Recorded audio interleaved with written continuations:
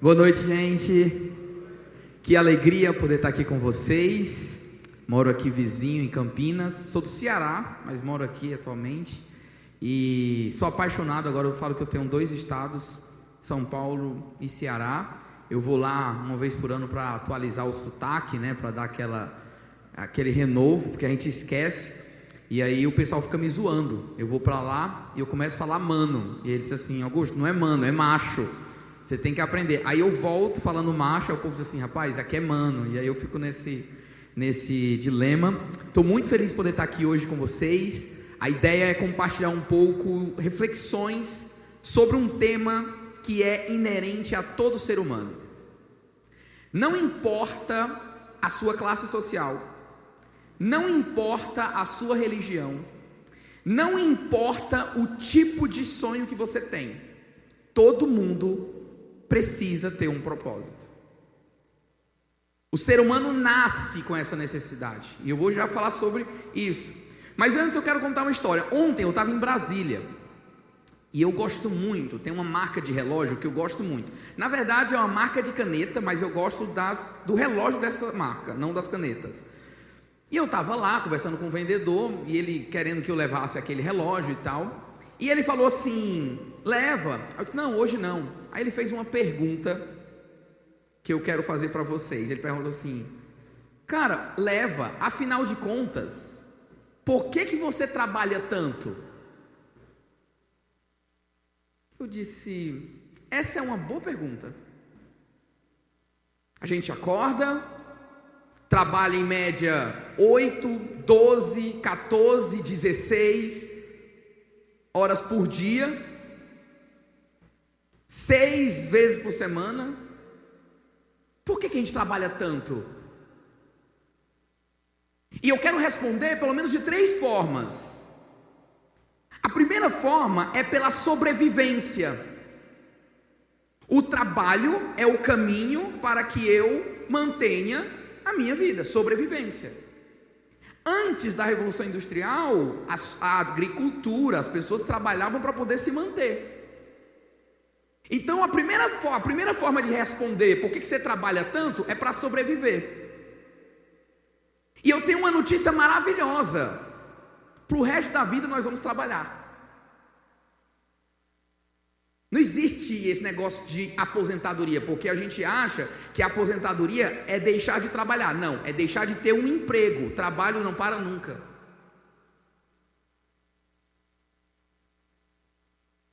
Segundo motivo por que a gente trabalha tanto: pelo sucesso. E foi aí que ele queria me convencer a comprar o dito cujo do relógio, que eu vou comprar. Eu disse para ele: não agora, eu vou comprar mais na frente, daqui a pouco eu compro. Porque aquele relógio é um status. Quando você usa aquele relógio lá do morro mais alto da Europa, Mont Blanc, as pessoas olham e digam assim: ah, nossa. E é o tipo de relógio que você tem que usar assim, mostrando para todo mundo. Porque não tem graça você não mostrar, não é? Você quer que as pessoas vejam, você se esforçou, você fez aquilo assim, não, é o mínimo. Sucesso é um conforto. Você quer melhorar de vida, você quer dar mais conforto para sua esposa, você quer poder viajar para a Europa, você quer fazer. Então o segundo motivo pelo qual o ser humano trabalha é pelo sucesso, para conquistar. Mas tem um negócio nessa busca pelo sucesso que é muito perigoso, porque nós somos seres insaciáveis. Presta atenção. Perguntaram na época para Rockefeller, o homem mais rico do mundo: Rockefeller, por que você trabalha tanto? Quanto mais você quer? Aí ele falou assim: só mais um pouquinho. Só mais um pouquinho. Mas você já é o mais rico do mundo. Mas só mais um pouquinho. Então, existe uma terceira resposta para a pergunta: por que você trabalha tanto? É pela busca do significado. Porque quando eu construo a obra, a obra também constrói o construtor, já diria o poeta. O operário faz a obra, mas a obra vai moldando também.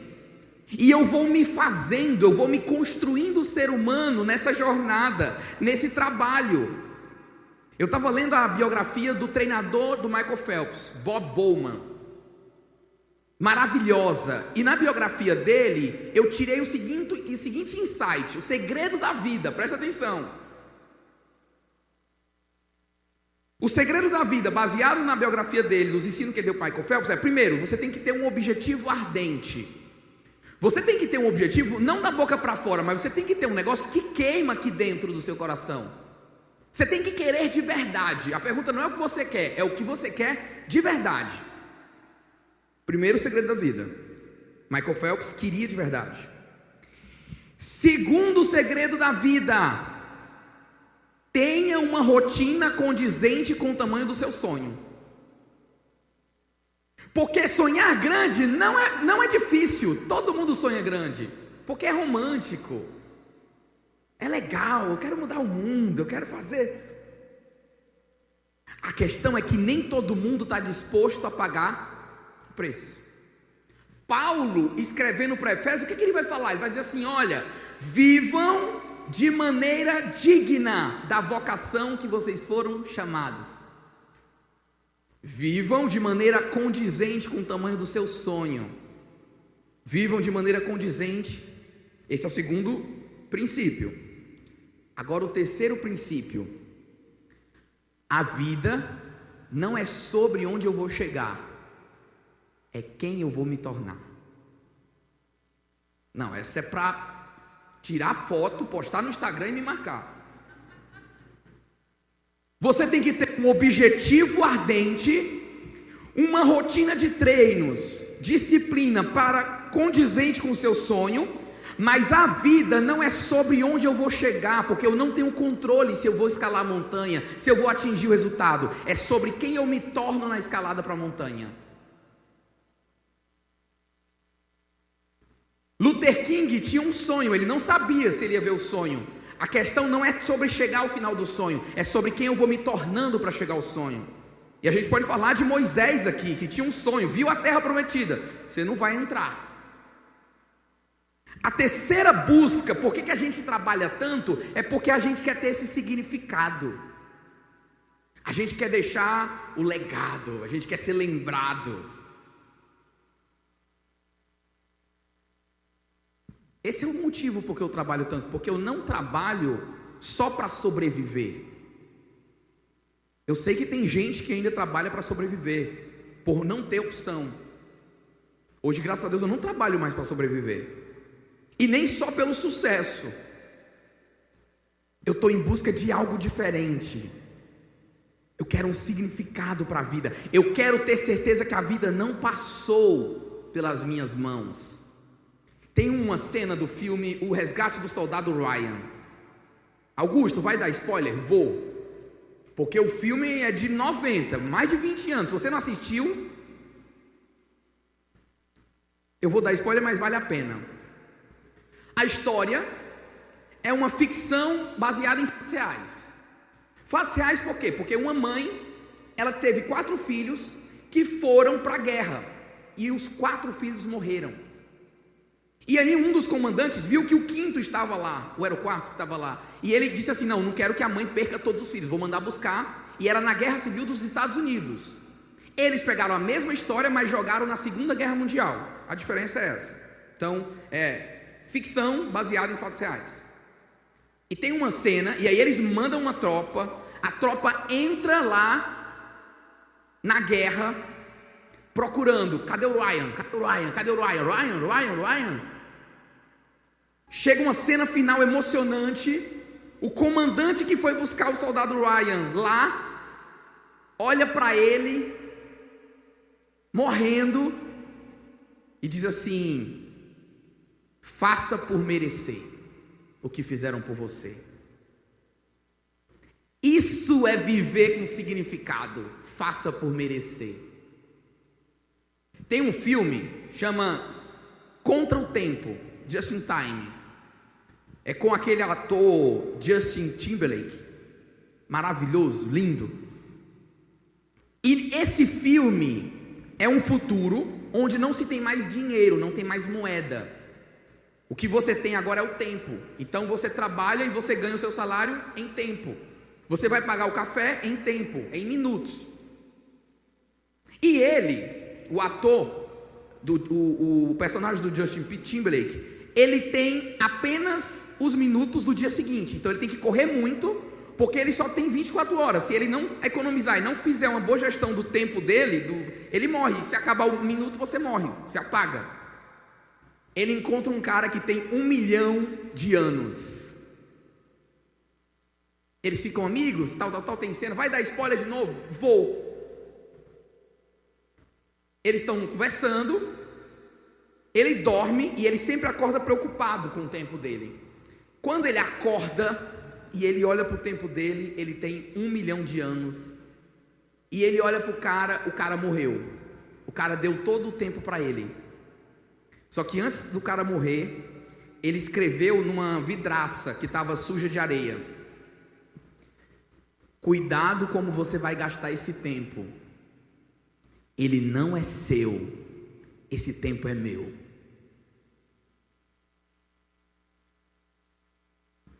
Eu estava assistindo esse filme com a minha irmã, ela recém-operada.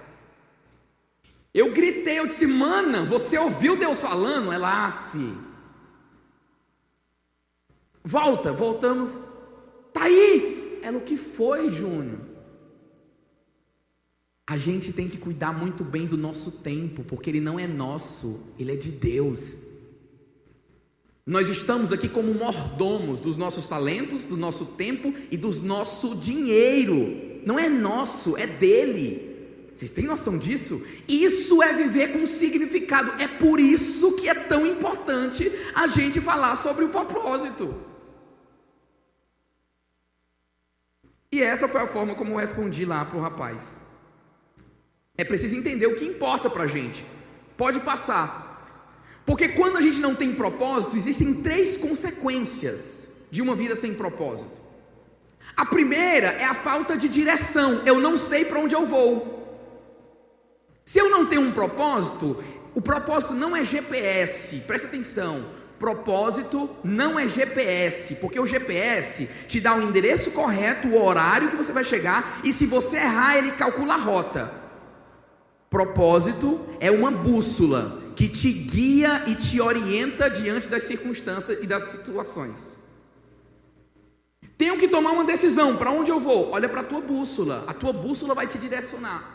Se eu não tenho um propósito, eu não tenho direção. Segundo, se eu não tenho um propósito, eu me torno alguém indiferente, eu não tenho empatia pelo sofrimento dos outros, porque eu me torno egocentrado, só penso em mim. Quando não se tem propósito, você quer somente satisfazer o seu próprio umbigo. E a terceira consequência de quando a gente não tem um propósito é a alienação. A gente não sabe o porquê faz o que faz. Desorientado. Por que você faz o que faz? Não sei. Mandaram, pediram. Eu me torno um batedor de ponto na empresa. O que é ser um batedor de ponto? Meu coração não vai, minha alma não vai. Eu sou um autômata, eu sou um piloto automático que vai lá, coloca o dedo e volta para casa. Por mim não deveria ter cartão de ponto, deveria ter um medidor de brilho nos olhos na porta da empresa. A pessoa chegou, mediu o brilho nos olhos dela. Está com o olho brilhando, está cheia de alma, entra. Não está, vai para casa.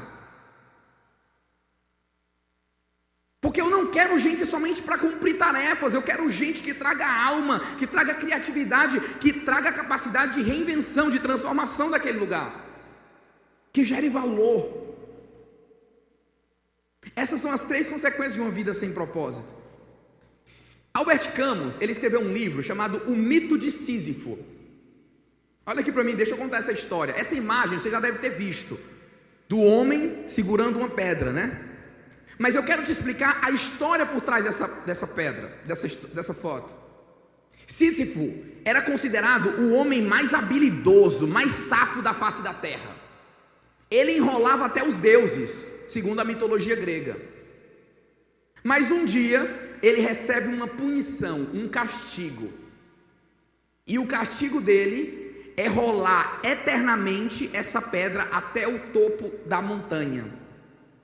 Só que tem um detalhe: quando ele chegava ao topo da montanha, a pedra voltava para o final e ele tinha que começar de novo. Um trabalho sem sentido, sem significado. E ele nunca iria morrer, ele ia ficar para sempre nesse looping de carregar a pedra e devolver de volta e fazer. E aí tem uma frase do Fyodor Dostoiévski que eu quero ler para vocês. Ele fala assim, ocorreu-me certa vez o pensamento de que se alguém quisesse arruinar e destruir totalmente um homem, infligindo-lhe o castigo mais cruel e o levasse a se encontrar por antecipação com a sua morte, bastaria obrigá-lo a dedicar-se a um trabalho absolutamente desprovido de utilidade e sentido. Porque nós precisamos de significado nas coisas, nós precisamos de um propósito. Um autor que eu gosto muito, Mário Sérgio Cortella, ele traz 2 conceitos para a palavra trabalho. O primeiro conceito é o trabalho como tripalium. E o que é o tripalium? O tripalium era um instrumento de tortura usado pelos romanos. E por muito tempo, e muita gente ainda hoje, relaciona o conceito de trabalho ao tripalium, ao castigo. Por isso que as pessoas falam o quê? Vamos para o batente. Mais um dia. Por isso que as pessoas querem o quê? Esperar pela sexta-feira pelo happy hour. Aí no domingo fica com aquele medo depois da música do Fantástico, depois dos gols do Brasileirão. Os cavalinhos, né? Assiste os cavalinhos, aí depois já fica triste.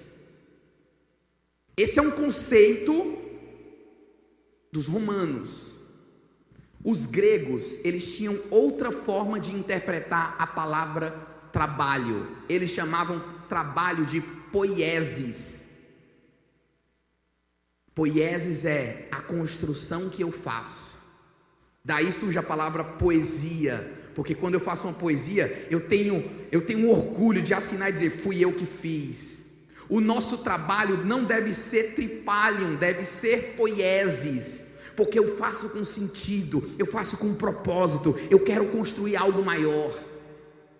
E aqui tem um conceito interessante, principalmente para cristãos, porque muita gente acha que o trabalho veio como consequência do pecado. Não foi. Porque antes de Adão e Eva pecarem, eles já trabalhavam. Então para com esse negócio de desculpa que você não gosta de trabalhar e vem colocar que é culpa do pecado. Não é. Porque o trabalho é o caminho para que a gente alcance o nosso propósito, para que a gente se realize como ser humano. Mas isso não está acontecendo. Olha esses dados que eu quero mostrar para vocês. 56% dos trabalhadores formais estão insatisfeitos com o trabalho. Deixa eu ler o outro. O Harris Interactive fez uma pesquisa com 23 mil funcionários. E o resultado foi: 37% disseram que entendem claramente que sua organização está tentando atingir um porquê. 37% apenas dizem que entendem o porquê daquela organização. Segundo, apenas 1 de cada 5 estavam entusiasmados com as metas de sua equipe e da sua organização. Apenas 1 de cada 5 disse que tinha a visão clara das suas tarefas. E apenas 10% sentiam que suas organizações consideravam as pessoas responsáveis pelo resultado. Deixa eu mostrar esse outro dado aqui. Um artigo da Harvard Business Review, lá nos Estados Unidos, falando que 9 em cada 10 pessoas aceitariam ganhar menos. para trabalhar com propósito? Porque as pessoas estão buscando, querem, desejam ter um propósito. Quando a gente fala de propósito, a gente está falando do ser humano em 4 dimensões. Nós temos mente, corpo, coração e espírito. E eu tenho que olhar para o ser humano de maneira integral. O meu corpo, ele tem necessidades de sobrevivência, que eu já falei. A minha mente quer aprender, quer se desenvolver. O meu coração quer cultivar relacionamentos. Mas o meu espírito quer deixar um legado, quer fazer a diferença. Então é por isso que a gente precisa entender o porquê fazemos o que fazemos. A gente necessita fazer isso. E eu trouxe aqui para vocês 5 perguntas para a gente sair daqui refletindo no nosso propósito. Não passa ainda não, segura. 5 perguntas que vão ajudar a gente a refletir sobre qual é o nosso propósito de vida. Claro, eu não acredito que propósito se encontre em uma palestra ou em um treinamento. Propósito é uma construção. São uma série de aspectos que vão contribuindo e vão moldando o meu propósito. Então, quando eu falo que essas 5 perguntas são para ajudar a gente a pensar, é o ponto de partida. A ideia não é chegar no final. Faz 7 anos que eu dou aulas sobre esse tema nas principais escolas de negócio do Brasil, falando com executivos para refletir sobre o propósito. E a grande questão não é assim: encontrei o propósito. Não. É uma construção intencional. E o propósito não é definitivo. Presta atenção, o propósito não é definitivo, porque a gente vai passando por várias fases na nossa vida. A pergunta é: qual é o meu propósito, ou como o meu propósito se manifesta hoje, com os relacionamentos que eu tenho, com as circunstâncias que eu tenho, no lugar que eu estou. Outra coisa importante para se falar: propósito não significa que eu não vou precisar mais se esforçar. Porque muita gente fala assim: quando você encontrar o seu propósito, você não vai mais trabalhar. Vai trabalhar. E mesmo sendo o seu propósito, vai demandar esforço, dedicação, horas acordado, noites acordado. Porque a gente romantiza muito, a gente acha... Não. Na verdade, Luther King falou, quando é que ele sabe se alguém tem um propósito? Ele diz assim: quando alguém está disposto a morrer por algo, aí essa pessoa tem um propósito. Até que eu descubra a causa pela qual estou disposto a morrer, ainda não. Eu posso ter metas, sonhos grandes, eu posso ter coisas legais. Quando eu estou disposto, e aí quando você olha para a história, pessoas que viveram com propósito, foi o que elas fizeram? Elas estavam dispostas a morrer. Jesus, Paulo, Luther King, Ayrton Senna, deram a vida por aquilo. E o propósito também, é importante a gente entender que ele vai sendo vivido pela gente nas coisas simples. Aquele filme da Disney, Soul, é maravilhoso, e ele traz uma provocação, porque quando o camarada lá achou que ia encontrar o propósito dele, ele achou que ia acontecer alguma coisa extraordinária. Mas a grande questão da vida é que a vida acontece no ordinário. A gente tem que aprender a gostar do ordinário, do cotidiano, da sequência de segundas-feiras. A vida nada mais é do que uma sequência de segundas-feiras. Se eu não gosto da minha segunda-feira, eu não estou gostando da minha vida. Como é que eu vou construindo uma sequência de segundas-feiras que eu tenho ânimo, que eu tenho empolgação, que eu estou feliz, que eu estou animado, que eu vou lidando com os desafios?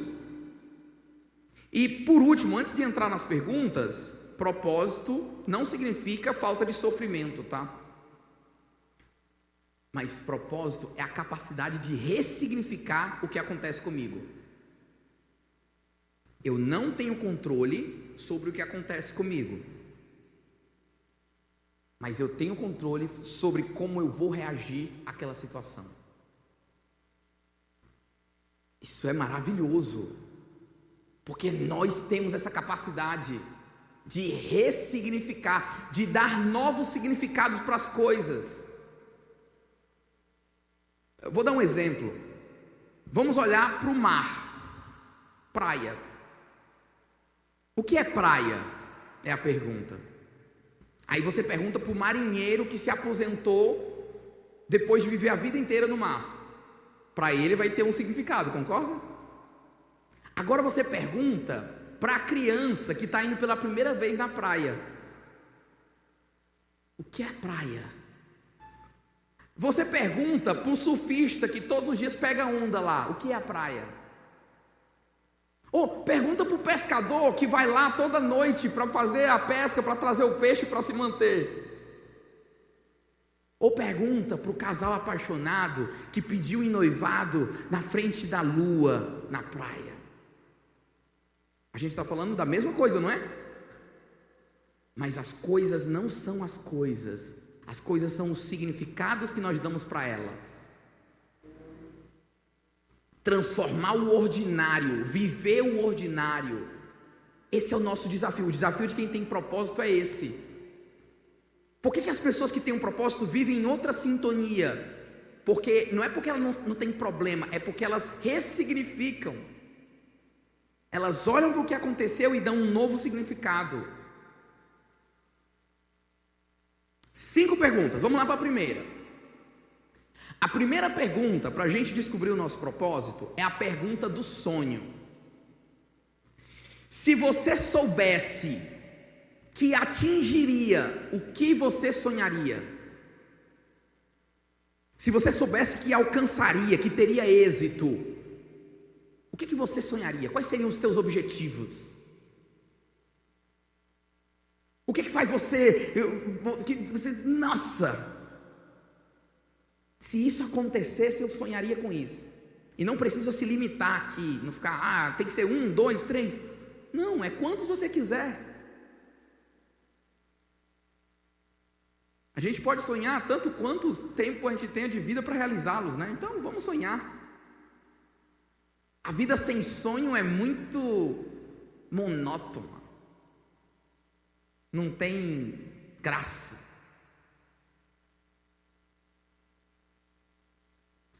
Segunda pergunta é a pergunta da paixão. O que você ama tanto fazer que você perde vontade de comer, você perde o sono, você fica horas e horas conversando? O que você gosta tanto de fazer que faz? E o grande ponto é que muita gente se acostumou a viver uma vida sem paixão, sem o brilho nos olhos. Você pega na mão da pessoa, é aperto de mão de rabo de peixe, já viu? Dá um nojo. Ou então na época que podia abraçar, a pessoa abraça com nojinho assim, ó. Não, você vai abraçar, abraça direito. Abraça. E tem que ser no mínimo 5 segundos. Para constranger, sabe? A pessoa abraça, tá bom. Não, tá bom não, fica aqui mais um pouquinho. Eu tenho uma história sobre paixão, rapidinho, vou contar. Eu tenho quanto tempo ainda, hein? Eu vou correr aqui, que eu olhei agora pro relógio aqui. Acho que eu me empolguei. Mas estou terminando. Mas eu vou contar essa história rapidinho, sobre paixão. Eu sou do Ceará, como eu falei para vocês. E eu namorava à distância. Então eu ficava em São Paulo, aqui em Campinas, e ela lá em Fortaleza. E a gente ficou 5 anos namorando à distância. Eu ia lá 2 vezes por ano. Aí um dia ela faz uma armadilha para mim. Ela diz: amor, eu vou passar uns dias com a minha família em Curitiba, depois a gente vai para Porto Alegre, e depois a gente vai para Santa Catarina. Vamos com a gente? Você está bem pertinho, é nossas férias e tal. Eu disse, tá bom, amor, demorou. Fui, me encontrei com eles em Curitiba, depois a gente ia para Porto Alegre, depois a gente ia para Santa Catarina. Semana inteira, delícia, tal, aquela coisa toda. Na sexta-feira, de tarde, assim, 5:30 da tarde, eu tô na piscina com ela, ela tá na bordinha, comendo uns petisquinhos, e eu tô lá, e eu vou fazer aquela cena do Cauã Raymond, que você sai da piscina assim, ó, e a água se espalhando, sabe? Aí eu fui fazer pra ela, né? Aí ela olhou assim pra mim e disse assim, eu quero saber quando é que você vai me pedir em casamento.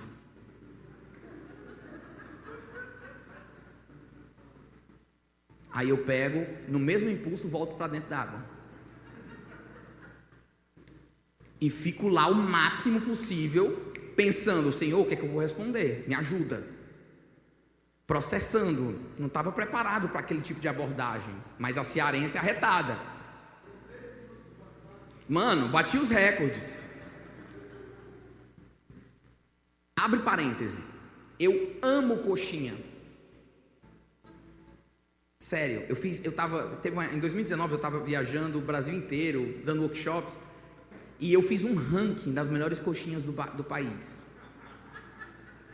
Eu acredito que coxinha é a receita para a felicidade, porque você nunca vai ver alguém triste comendo coxinha. Impossível. Fecha parênteses, naquele dia eu tinha comido coxinha na praia de manhã.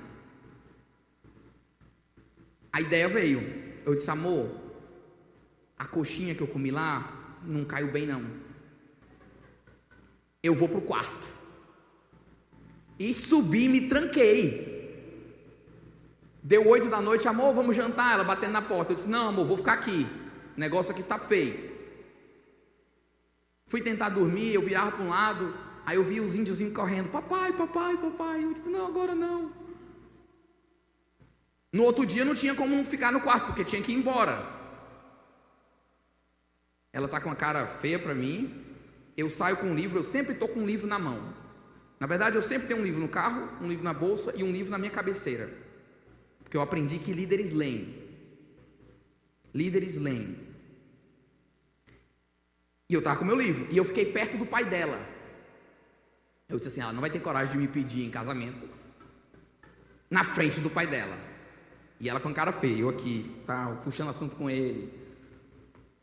Quando a gente chegou no aeroporto, eu decidi que eu ia pedir ela em casamento. Eu não queria acabar o namoro, porque ela deu o checkmate. Ou pede um casamento ou acaba o namoro.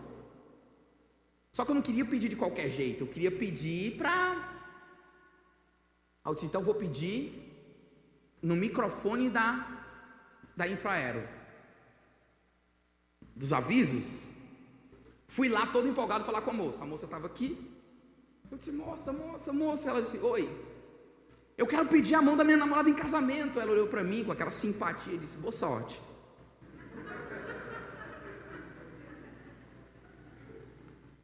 Eu percebi que de vez em quando ela virava para o lado, o microfone estava aqui, ela virava para o lado para digitar. E eu estava aqui. E cearense, quando quer, fala muito rápido, gente. E eu fiquei assim, eu disse assim, mano, a senhora quer casar comigo? Dá pra me falar? E sair correndo. E eu fiquei me aproximando. Ela percebeu, olhou pra mim e disse assim, vai ser preso. Aí eu digo, melhor não. Fomos pra fila do avião, check-in. Eu sempre sou o último a entrar no avião. Então eu fico lá, eu fico sentado esperando o povo entrar, porque não vejo sentido ficar em pé todo mundo. Eu não vejo sentido. Sabe esse negócio de sentido, significado? Eu não vejo significado de ficar em pé. Se você é diamante e quer ir na frente, beleza, aí você entra primeiro. Mas se você não é diamante, então eu sento e fico lá. Claro, acontece. Na maioria das vezes, eu quase perco o voo, porque eu esqueço. Aí a moça, você vai nesse voo? Eu disse, vou, ele é a última chamada. É o outro lado, né, também. Não precisa ser assim. Aí eu tive uma ideia na fila, eu disse assim, não foi no aeroporto, mas vai ser dentro do avião, melhor ainda. A gente entrou e tal, estava na terceira fileira, assim.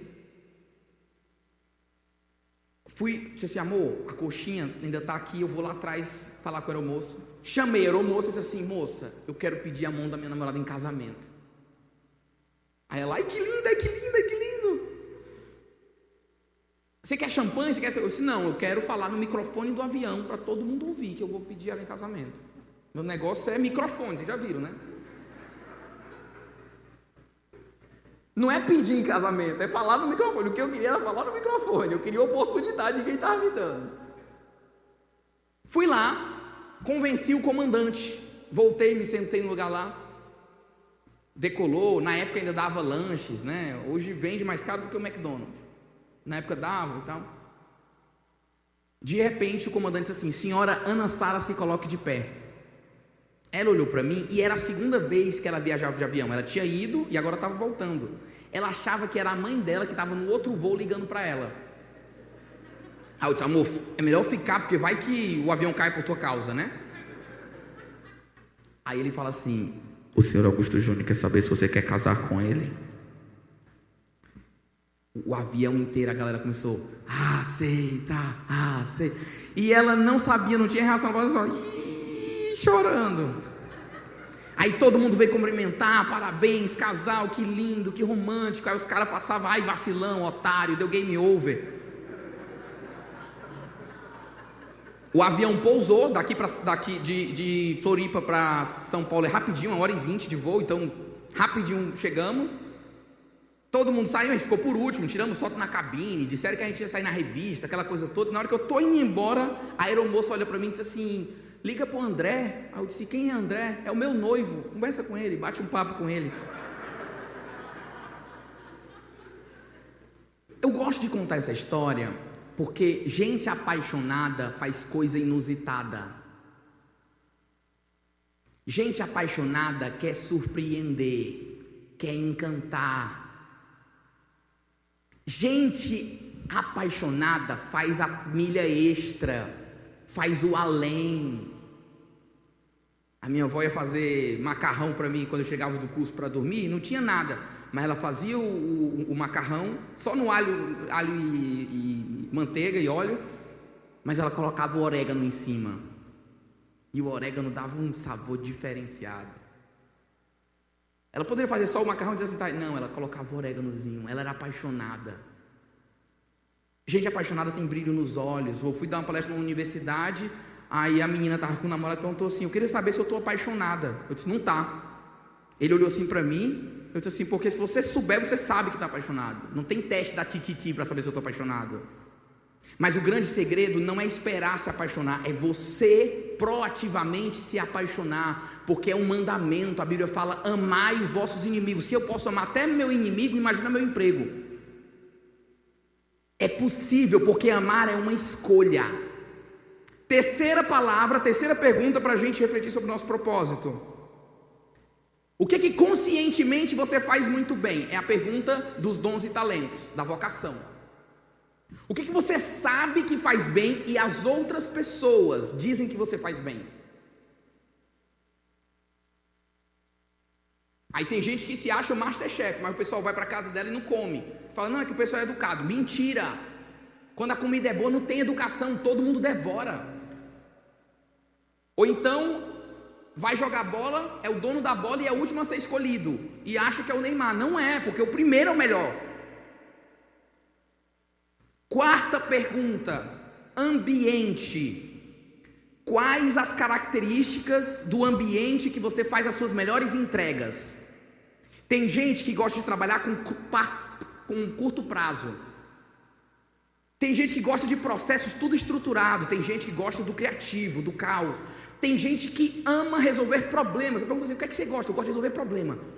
Se não tem problema, eu fico inquieto. Se está muito... Tem gente que gosta de trabalhar com muita gente. Tem gente que gosta de trabalhar com um time menor.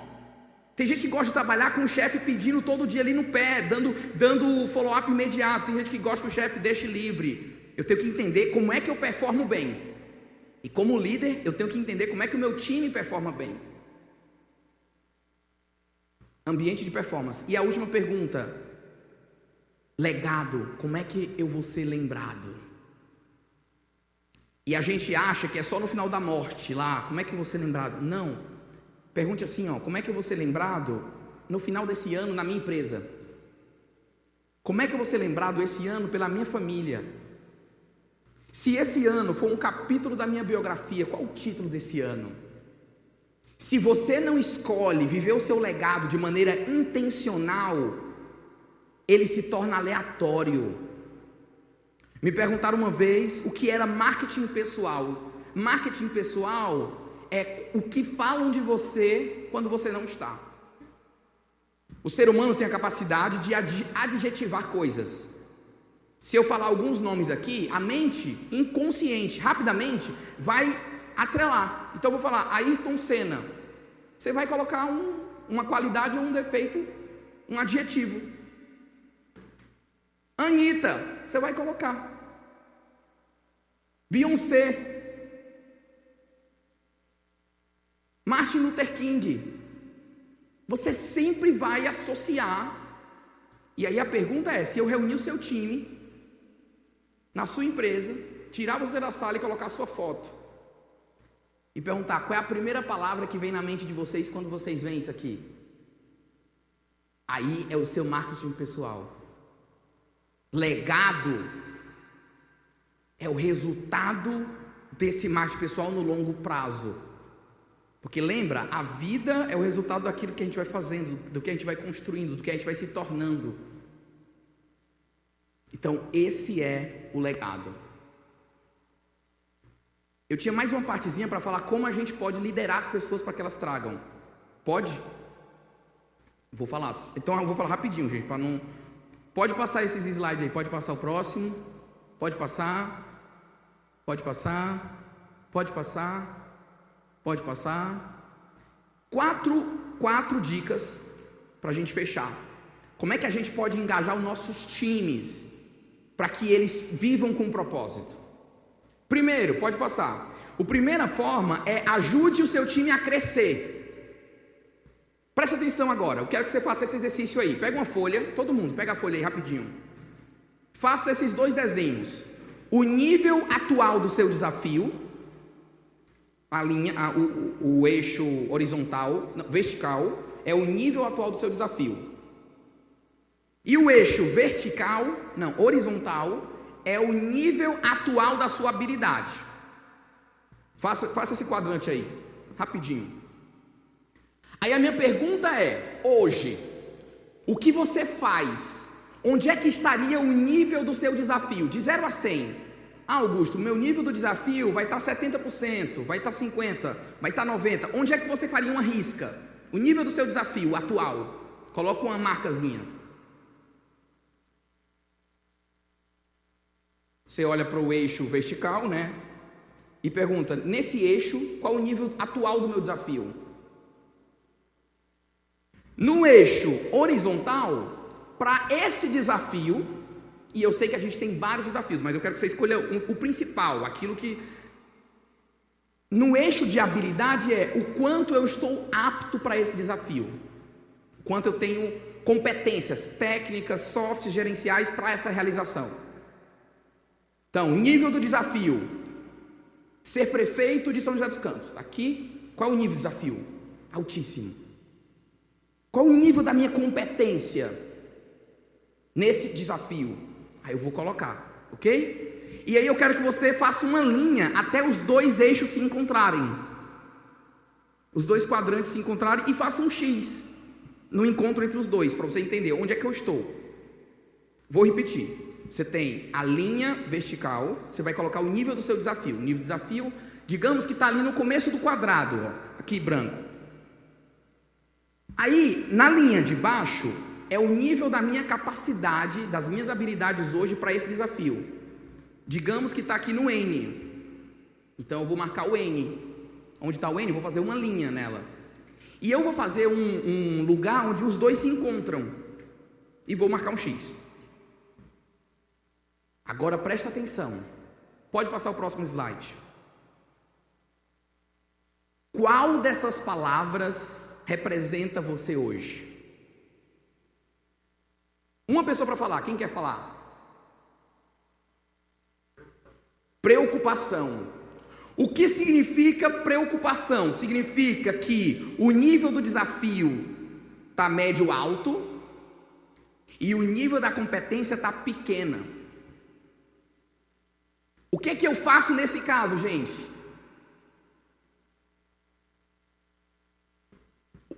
O desafio está alto, a competência está pequena. O que é que eu faço? Treino, desenvolvo. Outro exemplo. Quem tem outro exemplo? Ansiedade. Se eu estou no nível de ansiedade, eu também estou com o nível, nossa, o nível de desafio está desesperador. E o nível da minha competência está muito pequeno. Eu treino também.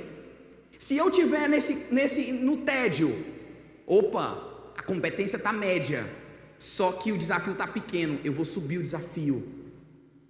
Qual é o desafio da liderança? Onde é que a liderança consegue encontrar as pessoas para elas darem o melhor delas? Quando elas estão no flow.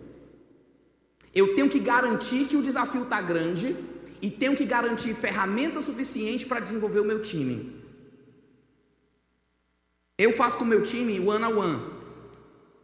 Então, quinzenalmente a gente se encontra para conversar, para saber como é que estão os desafios, as pessoas que estão diretamente ligadas a mim, e eu falo para eles fazerem com o time deles também.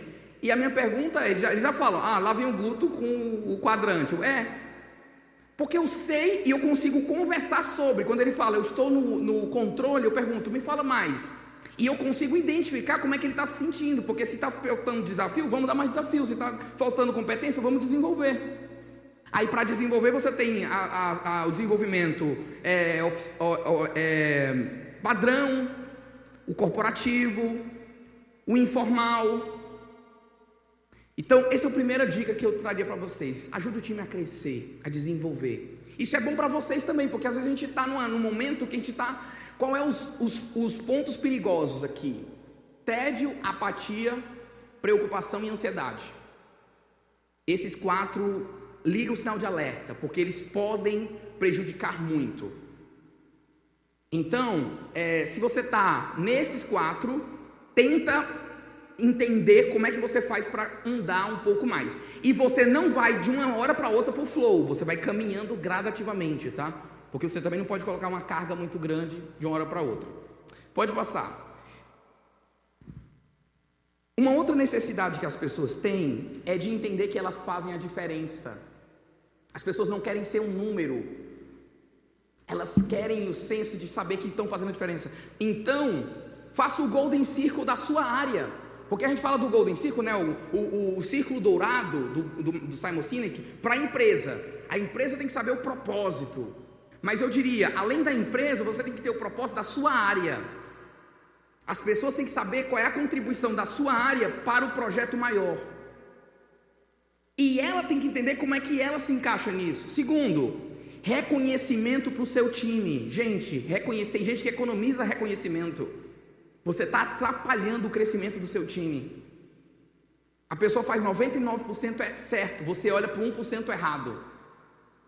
Você está dando um recado, eu não olho para o que você acerta, eu só olho para o que você erra. Faça depósito positivo. Se a pessoa fez algo bacana, reforce isso. Isso vai mostrar para ela que você se importa com isso e vai fortalecendo a sua relação com ela. Terceiro, próximo. Pelo amor de Deus, gente, entenda os sonhos do seu time. Se eu sei o sonho do meu time, se eu entendo quais são os objetivos, eu tenho o meu time na mão. Então a primeira coisa que um gestor de pessoas tem que fazer é: quais são os seus sonhos? Aí a pessoa, mas os sonhos pessoais? Seus sonhos, eu quero saber dos seus sonhos. Por quê? Porque se eu sei os sonhos da pessoa, eu vou entender quais são os gatilhos que movem ela. Procure conhecer os valores da pessoa, de onde ela veio. Quando você encontrar com alguém, lembre o seguinte: essa pessoa tem uma história, queira conhecer a história dela. Porque se você conhece a história dela, você vai ajudá-la no fortalecimento. Identifique quais são as paixões dela. Você viu que a pessoa gosta de fazer determinada coisa? Vai colocando ela em atividades que reforçam a paixão dela. Vai dando isso. Eu gosto sempre de brincar. Você tem que fazer o exercício do feijão com arroz e da cereja do bolo. Você tem que dizer para o seu time qual é o feijão com arroz que você espera dele, quais são as atividades, quais são as métricas, como é que você vai medir. Mas você também precisa dizer assim, ó, se você atingir esse feijão com arroz, eu vou te dar essa cereja do bolo. A cereja do bolo é o crescimento, é o projeto massa. Claro, todo mundo quer a cereja do bolo, mas a cereja do bolo não enche barriga, você tem que equilibrar. Feijão com arroz, cereja do bolo, feijão com arroz, cereja do bolo, e você vai fazendo o time crescer. Não é dando cenoura lá na frente e chicote atrás, isso não existe mais, isso não funciona. Eu preciso ter esse desenvolvimento gradual. Use os pontos fortes das pessoas. Como assim, Augusto? Explore as potencialidades. Multiplique os talentos das pessoas. E torne as pessoas maiores. Uma das maiores lições de liderança que eu tive foi com o diretor executivo do Cicobi, que é o Marco Aurélio Almada, que inclusive também é discípulo de Jesus. E ele fala assim, ó, liderar é você tornar as pessoas maiores do que elas são. Quando você está perto de alguém e você faz a pessoa se tornar maior do que ela é, você está liderando ela. E não importa o seu cargo, liderar é tornar as pessoas maiores do que elas são. E para fechar, quando você tem um propósito, acontecem essas 3 coisas aqui com vocês. Primeiro, quando eu tenho um propósito, eu tenho clareza de onde eu estou indo. Eu sei quais são os meus objetivos, eu sei as minhas metas, porque eu tenho um propósito. E a definição de propósito no dicionário é justamente essa: colocar um objetivo adiante. Segundo o significado da palavra propósito, senso de contribuição. Eu sei que eu estou fazendo a diferença na vida de alguém. Eu sei que a minha atividade importa. E o terceiro significado da palavra propósito, o significado. Eu sei que eu não vou ser avaliado pelo meu chefe, pela meta, mas eu vou ser avaliado pelo próprio Deus. Obrigado, gente.